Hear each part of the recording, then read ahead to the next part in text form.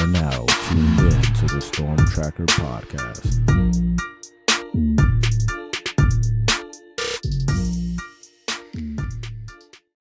Welcome back, Canes family, to the Storm Tracker podcast. Marcus Benjamin here representing for CanesCounty.com, part of the Rivals.com network. Make sure you subscribe to the website, CanesCounty.com, for free. Use the promo code Miami30. Also subscribe to this YouTube channel live from Canes County, as well as this podcast on all platforms. Today we have our Scouting the Opponent episode where we talk about the opponent of the Miami Hurricanes this week. And of course, they play the Duke Blue Devils. The Fighting Manny Diaz's will come to town to play the Miami Hurricanes, the undefeated Miami Hurricanes, who are ranked 5th in the country. And to talk about the Blue Devils, I've got Conor O'Neil, who joins me from the Duke Rivals site. And he's going to provide some insight on the Blue Devils, who the Miami Hurricanes play on Saturday at noon. Thanks for joining me today, Conor. Thanks for having me, Marcus. Feels good to get a little coastal matchup back in our lives here. Duke just played SMU, so that was very much a departure from the normal ACC coastal matchup. So I'm glad they can get back and give us a little taste of what we had. Yeah, absolutely. It was a 1-year hiatus from this matchup, but it's back. The last time, though, Miami played Duke at home, it was an embarrassment for the Hurricanes. They got boat raced. I'm not gonna lie to you. I believe the score was 45-20, and it was definitely kind of, I think, a wake up call for where the Miami Hurricanes football program was at the time. But now it's been a complete turnaround with Mario Cristobal here now at the helm here in year 3. But Manny Diaz, the former Miami coach, comes back home. So first, I kind of want to ask about that. I'm sure you guys being the media, kind of asked about him returning to Miami. So I'm kind of wondering, kind of what's the feel from him coming back home, and do you kind of get a sense that this team is really looking to kind of play for their head coach to get a win down in South Florida against the Canes? So I'll start with the first part. Manny, it was somewhere between admitting that there are a lot of feelings for this going into this game for him, but also downplaying the outside noise of it. He cited a philosopher Heraclitus. I probably botched that pronunciation, but the gist of it was no man ever crosses a river twice, for he is not the same man and it is not the same river. And basically saying, you're a different person. He made it very clear that he has moved on. He's in a different place. I think he's a different head coach. I mean, I didn't have that firm a grasp on his program for the 3 years that he was in charge down there, but I get the sense that the learning from his 3 years there and then the 2 years that he spent at Penn State as the DC really altered the way he coaches. And so he is a much different head coach than what Miami fans are used to seeing for those 3 years. As far as the team goes, this is one of those ones where they've told us one thing, and it's not that I think they're lying to us, but it's something that I think if Duke were to win, we see a completely different reaction than what we've been led to believe, which basically means, I asked the player yesterday about, how much have you talked about the fact that Manny was down there? How much of a motivating factor is it? And he just basically said that it's not. They haven't talked about it. They want to go play hard and win a game because it's a game on the schedule, and it's a really good team that they should be motivated to beat, not because it's the former employer of their head coach, but because it's Miami. It's the number 5 team in the country. Yeah. but it is something where, like, they told us that I think it was the North Carolina game. Duke hadn't beaten Carolina in like 6 years. They were down 20-0 in the second half and came back and won 21-20. And all throughout the week, they're telling us how it was just another game. They couldn't get caught up in the hype of like what it would mean to beat their biggest rival for the first time in any player. And they have no players on the team that were around the last time they beat Carolina, and they downplayed it. And then we get the post-game locker room scenes of like them smoking cigars and taking victory photos. And it's like, okay, this did mean a little bit more to you than a normal like win over UConn at home. Like this right. was a big deal. You guys were, not to say they're full of crap, but they were kind of downplaying us and kind of misleading us throughout the week on that one. Interesting. So it's interesting to kind of hear and see kind of the coaches speak and the just the media the type of responses that you get, but it's not exactly what is exactly going on in the locker room. Right. Yeah. So the Blue Devils are 6-2 though. They are bowl eligible already. They've beaten some teams, and they've lost a couple of games, here. The last one in particular was a close one against a pretty good SMU team. They were 11-point underdogs going into this game. I know that because I put a little something on it and won. I would say they've exceeded expectations, from what I've seen. So from what you've seen on your end, Conor, what has kind of impressed you with this Duke team so far, becoming bowl eligible at this point of the season? And then also, what's discouraging about the Blue Devils? I think the most impressive part is their defense. They already kind of had the makeover defensively when they went from David Cutcliffe to Mike Elko. I mean, their defense was just porous in those last couple of years with Cut. And you figured hiring a defensive-minded coach with the pedigree that Mike Elko had, they would get better on that side of the ball. But it was drastic from 2021 to 2022. And then it maintained for the most part the last 2 seasons. Duke was really hard to score against for most teams. And so they didn't need to have another jump forward. They couldn't jump so far forward from where they were the last 2 years. But I kind of expected some regression there. Like they lost their best 3 defensive tackles, their best defensive end. They lost a few guys in the secondary who had come in. I think they were okay at linebacker, but they lost their nickel also, if you want to call that a linebacker safety hybrid. So I kind of expected them to take a step back defensively. They're better defensively in some areas than they were the last 2 years. They create so much havoc in TFLs and sacks, and they're doing it with guys that aren't 4- and 5-star recruits. It's the scheme that Manny uses, the get vertical as fast as you can and play upfield and have trust that where you're leaving is going to be filled by somebody coming from behind you. It really has paid off in so many ways. And I know they're worse now, but they went into the SMU game 4th in the country in yards per play allowed. They're just a phenomenal defensive unit. And that's really what they've leaned heavily on to win a lot of games. I'd say the disappointing part is just the offense's inconsistency.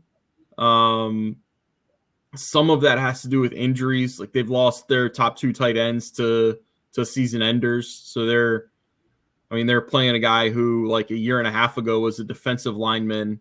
They moved him to the offensive line in the spring.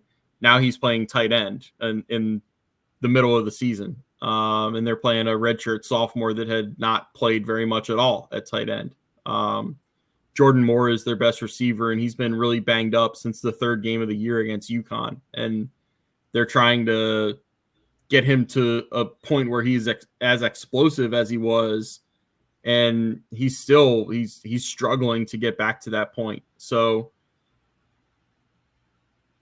they've got some excuses there, but more than anything, the offense has to produce. I mean, you're coming off a game that it's kind of mind blowing. They forced 6 turnovers against SMU, and there were no points off 6 turnovers. I think teams that have forced 6 that are +6 in the turnover battle in the last like 25 years are now 2-124. Or teams that have lost the turnover battle by 6. Gosh, I screwed up that stat. I'm busy watching Brashard Smith highlights. He's pretty good. Yeah, former Miami Hurricane. I believe he was recruited by Manny Diaz as well. So yeah, that was the weird thing about watching SMU, and kind of throw it back to your first question about Manny facing Miami. It kind of helps, I think, in the distraction area that like they just had a game where it was almost like Manny and some of the guys on Duke's staff were looking in a mirror, because you got Rhett Lashley over there, you've got Brashard Smith, both defensive ends, Jafari Harvey, and oh gosh, I'm blanking on the other name. Man, that's gonna bug me for the rest of the day if I can't figure that out. But both starting defensive ends for SMU were Miami guys. Yeah, and they're looking at the SMU. Roberts. Yes. And you're looking at the SMU offense, and like it's the exact same thing that Jonathan Brewer wants to do, and what Duke wants to do. So yeah, it was a weird matchup last week. Yeah, it's definitely interesting watching, SMU, because they're like the former Miami Hurricane. There's so many former Miami Hurricanes on that squad. Obviously, Rhett Lashley's the coach, who used to be the former offensive coordinator. So you got guys like Brashard Smith and Jalen Knight and just a bunch of guys who used to be Miami Hurricanes.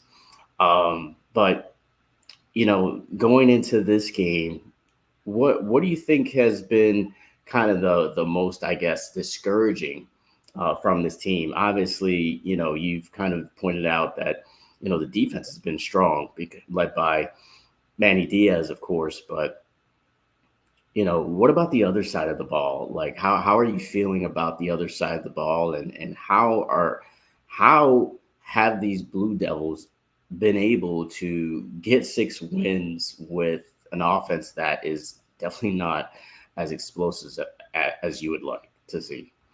Yeah, they've lost some things offensively from what we saw in the first few weeks of the year, and there's a lot of reasons for it. It's kind of interesting where sometimes you go through July and August and you think what a team's biggest struggle is going to be, or a unit's biggest hurdle to overcome will be, and you think they're not going to overcome it. For us, that was their offensive line. Like they barely had an offensive line in the spring. The spring game was almost a bad joke. They had 5 offensive linemen suited up for it. They could only play 11 on 11 for like half of the spring game, and the other half they just had the defensive line like take 2 steps forward and then take a knee, because the offense was playing 7 on 7. So their offensive line has actually been good. Like they've been solid. I think they're going on 3 or 4 games in a row where the starters have played every single snap, and they've been playing at a pretty high level. So it's not been the area that we thought was going to be the weakness. It's more so Malik Murphy has the ability to look like he is a future NFL quarterback. He has a rocket launcher for an arm. He can make a lot of throws that are difficult throws for 95% of college quarterbacks look easy. But he also has moments where it's just inconsistent. It's he'll miss layups. Drops haven't helped. I mean, you'll throw that in there every once in a while, but it's he's an interesting quarterback, man. I've been trying to put it into words all season, really, of who he compares to, who he looks like. I've kind of landed on, like, I think of Mac Jones and what he was at Alabama. And Mac Jones was really good at one thing, which was sitting in the pocket and throwing the ball. I think that's kind of what Malik is. And then every other part of Malik's game probably needs to improve. I mean, he's not going to become a dual threat quarterback all of a sudden, but he does need to get out and run a little bit more. He doesn't throw off platform. He doesn't extend plays very often. He actually extended more plays against SMU than I've seen him do all year. So there's some inconsistency at the quarterback position that you can point at and say this is what needs to be smoothed out. But like you're seeing on the throw to Quayshawn Brown, I mean, that's a flick of the wrist and the ball travels 40, 45 yards in the air and hits a guy in stride. It's just the arm talent is ridiculous, and he's such a good quarterback when it comes to that one thing, which is just sitting in the pocket and throwing the ball. Gotcha. Yeah, Malik Murphy is part of the reason why this team has kind of struggled on third down. From what I've seen, they're 127th out of 132 teams when it comes to third down.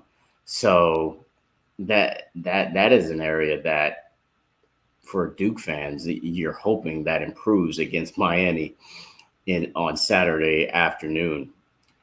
And Duke also plays usually at a quick pace as well, from what I've seen. So from your end, Conor, just how has that quick pace either helped or hurt Duke offensively?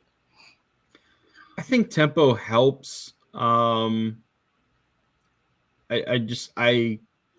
also think sometimes it's hard to say it's hurt the defense because the defense has been so good. I mean, it'd be one thing if you felt like the defense was wearing down at the end of games, but I mean, they forced 3 turnovers in the last 9 minutes against SMU and gave their offense a chance to win every chance in the world to win the game. My concern would be whether that continues into November. If you're still losing time of possession, if you're still having 3 and outs that last less than a minute, it always feels like you can get away with some of that in September and October. But when your depth is really wearing thin in November and you're still doing it, it's going to bite you harder than the first 2 months of the year. So I want to see how that plays out over the next 4 games. Yeah, absolutely. We'll kind of see how that happens. Miami dominated in time of possession in the last game that they played against Florida State. So they can completely kind of control the game. And then the running game also has been getting going in the last 2 games for Miami. Of course, they've got the Heisman candidate in Cam Ward, who can basically throw it all over the field if needed. So it was nice to see Miami be balanced in these last couple of games, which I think can only help a team help them against a team that plays with a quick pace if they can get them off the field quickly. So we'll see how that definitely plays out in the afternoon. Yeah.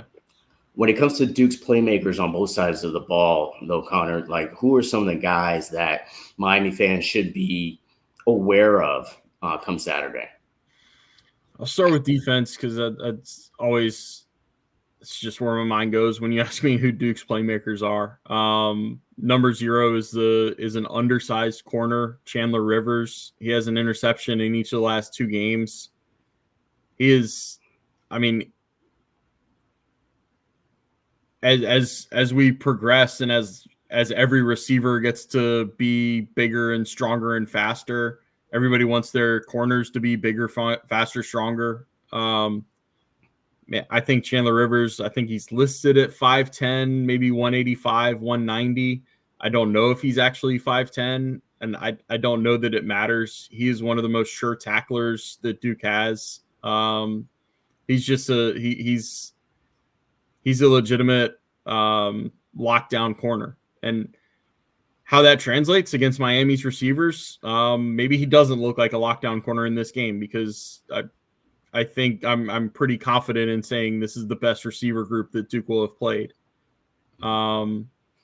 They're getting great stuff out of two transfer linebackers, Ozzie Nicholas from Princeton and Alex Howard from Youngstown State.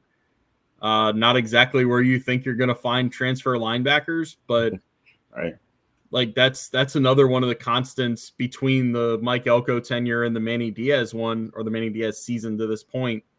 You don't have to bring in transfers from big P5s or P4s to find your playmakers.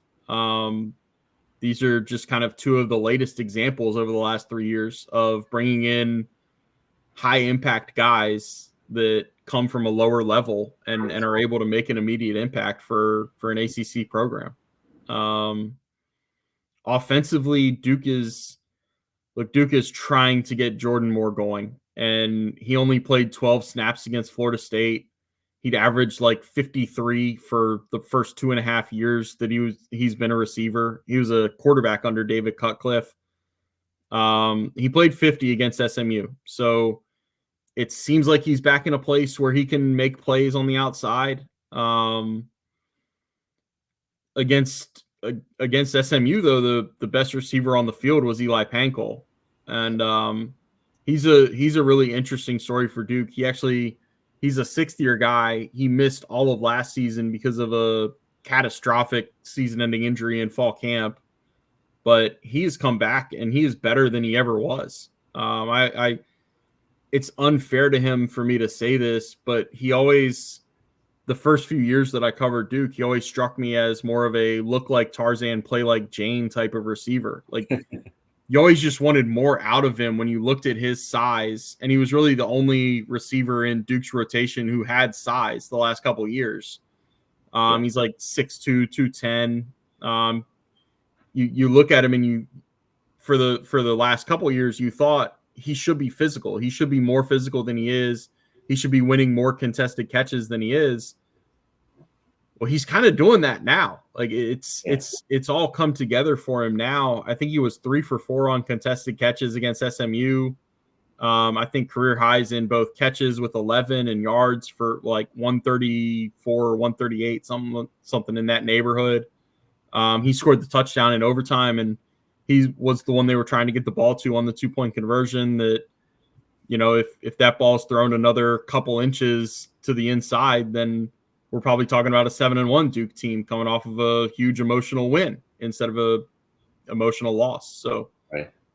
Those two on the outside, and then Star Thomas at running back, another transfer that didn't come from a program with a lot of pedigree. He came from New Mexico State, but he's been really good. He's got a great center of balance. He's able to kind of take some tackle attempts and bounce off of them and keep going.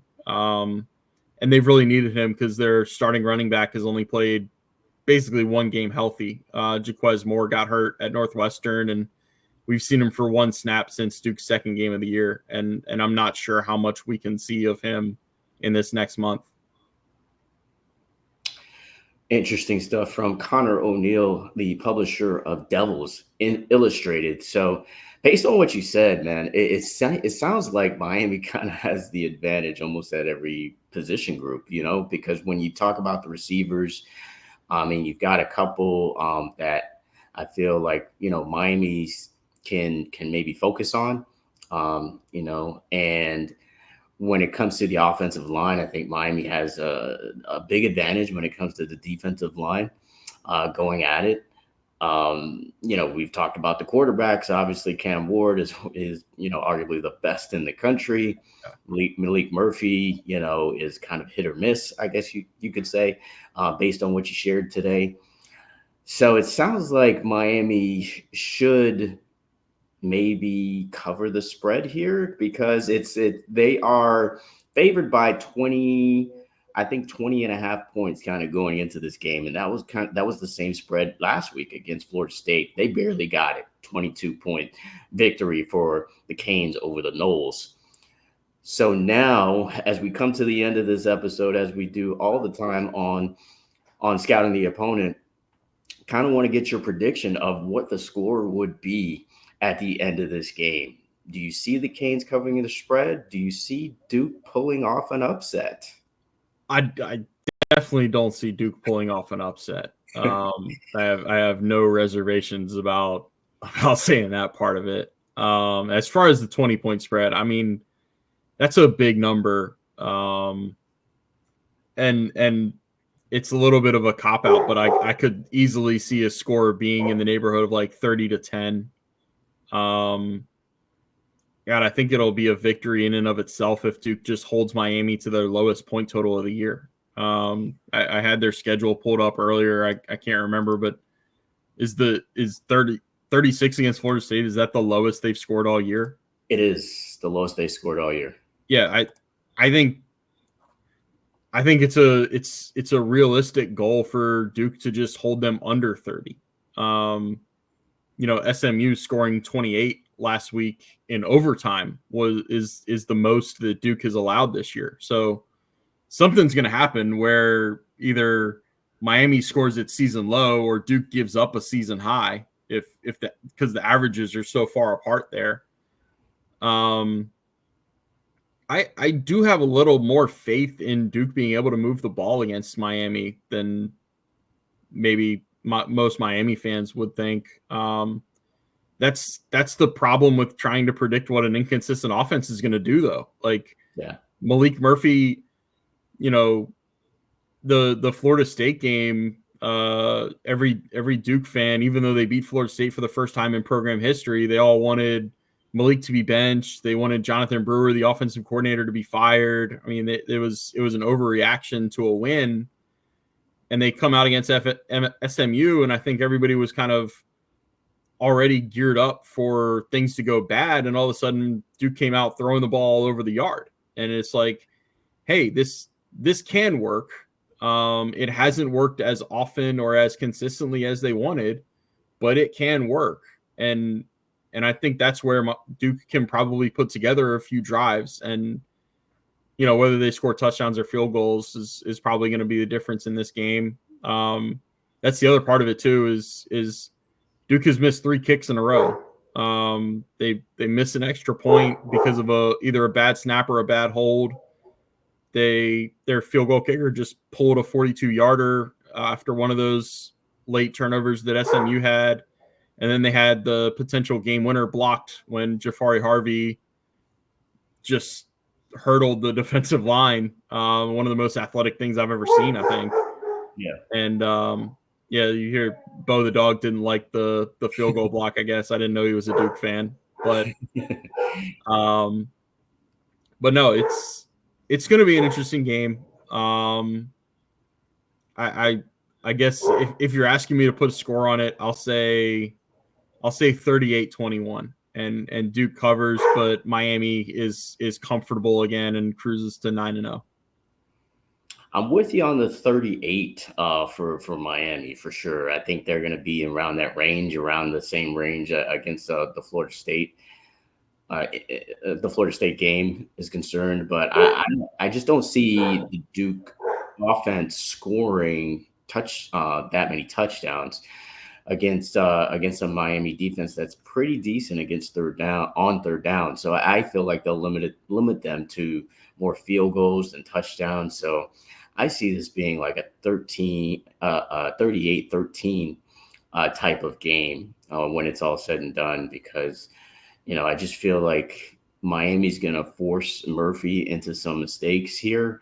I do think they're going to move the ball, though.